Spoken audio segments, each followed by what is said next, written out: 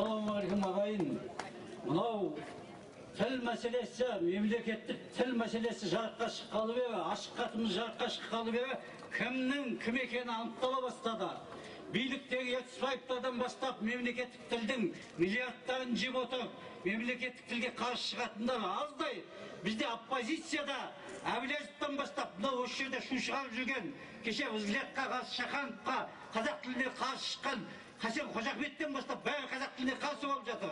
Оған ермеңдер еш уақытта.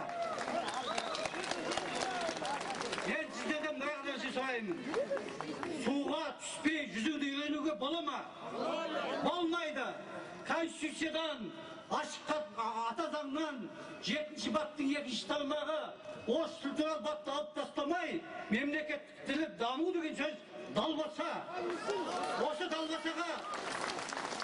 Осы далбасаға 20 жыл сендіріп келді бізді.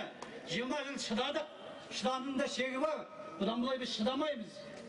Ертісбаев елбасыға есеп бергенде өзінің мемлекеттік тілге миы жетпейтінін көрсетті. Ол бұлай деп жазды. Ашық хатты жазғанда дейді, президентке, үкіметке жазады. Ашық хатты жазу үшін парламентке жазу керек дейді. Біз парламентке Мәмидің атын, Мұхамеджанның атын,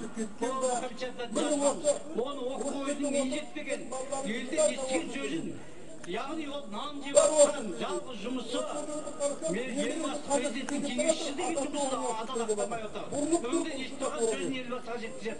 Бұл мен басқаға, мен Ертісбаевты еш уақытта өзіме кеңесші сайламаймын. Президент қалай сайлап отыр?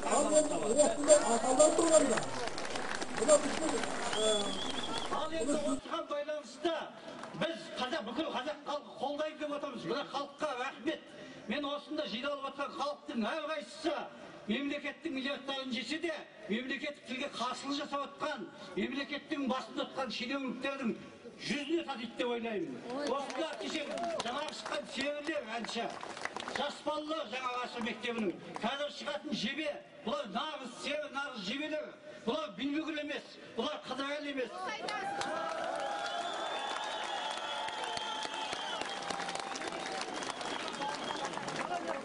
Бибігүл 80-нен асқан Бибігүл жақсы қартаю керек еді. Қартай алмады, өзінің трагедиясы. Мен Қыдырәлінің қазақша қуыршақтар жасағанын қатты қолдаймын. Қуыршақ жасаушы Қыдырәлінің биліктің қуыршақ болып кетуін қолдамаймын.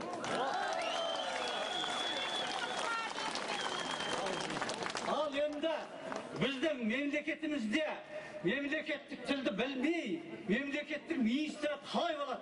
Мемлекеттікке миы жетпей, қалай қазақ министрі болады? Мен соған таңым бар.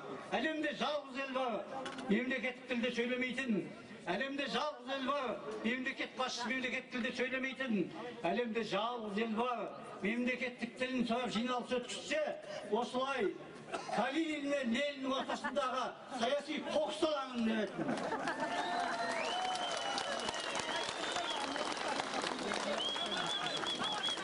Біздің билікке бірақ жол қалды. 20 жыл шыдадық. Осы басқа халықтар, өзге ұлт өкілдері кінәлі емес мемлекеттік тіл білмегені. Оған билік кінәлі. Оны міндеттемеген үшін билік енді бұлай деу керек. Біз сіздерге мемлекеттік тілді білуге заң міндеттемеген үшін, заңды көрсетпеген үшін кешірім сұраймыз. Бұдан бұлай мемлекеттік тілді білетін заңды сіздің құқықтарыңызды қайтарамыз. Бұдан бұлай мемлекеттік тілді білу міндетті деп айту керек. Барлық халыққа. Заң қабылдансын. Қазақ Республикасының аты Қазақ Республикасы болу керек. Олай 5 нәрсе айтамын.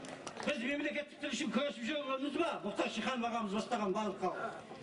Ендеше біз күрессек олардың жаулары бар деген сөз. Ол жаулар кімдер? Ол Ертісбаевтан бастайтынбыз біз. Сөйтсек оппозиция қосылды Әбіләзовтан бастап. Қазақ тілі ешнәрсеге жарамайды деген. Ондай оппозицияның бізге неге керегі бар? Қазақ тіліне қарсы оппозицияның. Ендігі айтатын менің. Мемлекеттік тілдің жауларын анықтау үшін не істеу керек? Мен сіздерге айтайын. Олар екі-ақ сөз айтады. Біріншісі, мемлекеттік тілді дамытуға әлі ерте, күтуге дайын емеспіз деген дайын жүру. Бірінші сөз. Екінші сөз мемлекеттік жаулары. Қазақ тілі дами берсін, бірақ орыс тілін қайсысын алмау керек деген. Осы екеуі жаулар қазақ тілін. Кеше біздің ашық хатта жазған 7-ші баптың 2-ші тармағын алу деген кімнің кім екенін анықтайтын, жалғандықты анықтайтын детектор болды. Біз оны парламентке қойдық. Мәми осы тілді газеттерді жинап алып, осы тілді журналистерді ант берді, конституция өзгермейді деп. Мұхамеджанов ант берді мәжілісте, осы тіл өзгермейді деп.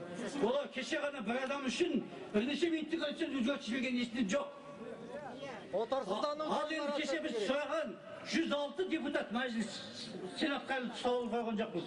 106 депутаттың ішінде екі-ақ қазақ. Осы 7-ші баптан 2-ші тармақты алуға 2-ақ депутат дауыс берді. Нотай Сәбиленов пен Жарысбай Сүлеймен. Қалған депутаттың барлығы қарсы. 2004-те 99% қарсы болған, біз газетке жариялаған жас қазағымыз. Бұл жолы да қарсы. Не істеу керек екенін мен сіздерге айтайын. Мынау үкіметте, парламентте мемлекеттік тілге миы жететін адамдар келсін. Біздің шыдамымыз жетеді уже. 20 жыл жетеді бізге. Ал енді қазақ тілінде сөйлемесе қалай қазақ министрі болады? Бізде мынау халықты көшеге шығуға мәжбүр ететін кімдер? Жаңағы екі сөзді айтатындар. Әлі дайын емеспіз. Конституциядан 7-ші бап 2-ші тармағын алмау керек деген сөзде бізді көшеге шығуға мәжбүр етеді. Біздің намысымыз бар. Қазақтың намысы, елдің намысы. 20 жыл шыдадық. Осы елді әлі де шыдай береді. Бейшара деп келген үшін билік кінәлі. Біз енді шыдамаймыз. Бізде елдің намысы, тілдің намысы, тәуелсіз елдің намысы бар.